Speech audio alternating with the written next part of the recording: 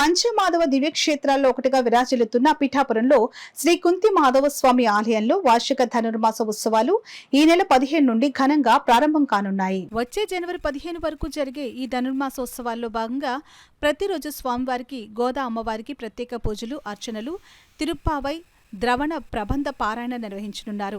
అలాగే ఈ నెల 23న ముక్కోటి ఏకాదశి పర్వదినం జనవరి 15న స్వామివారితో గోదాదేవి కళ్యాణం వైభవంగా జరుగుతాయని, భక్తులు పాల్గొని తరించాలని ఆలయ ప్రధాన అర్చకులు చక్రవర్తుల నరసింహాచార్యులు, మాధవాచార్యులు, ఈవో రమణమూర్తి కోరారు.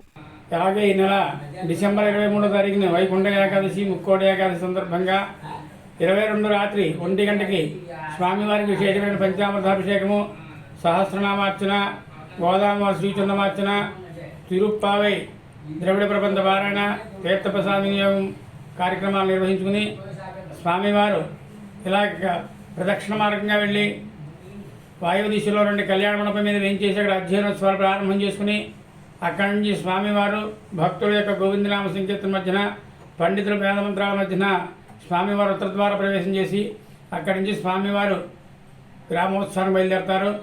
అలాగే భక్తులందరూ కూడా విశేషంగా వచ్చి స్వామివారిని దర్శించి స్వామివారికి అనుగ్రహం పొందుతూ తరిస్తూ ఉంటారు.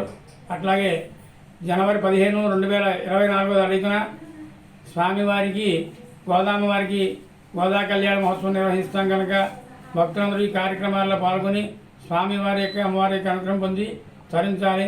ఈ కార్యక్రమాలన్నింటినీ కూడా దేవాదాయ ధర్మాదాయ శాఖ వారు కుంతి మాత భక్త బృందం కంచెల భూలోకరం ప్రదర్శపరిచే ఈ కార్యక్రమాలను కూడా వైభవపేతంగా నిర్వహించబడుతున్నాయి కనుక భక్తులందరూ కూడా ఇచ్చేసి స్వామివారి యొక్క కార్యక్రమాల్లో పాల్గొని అష్టైశ్వర్య భోగభాగ్యం పొంది తరించి వస్తున్నాయి.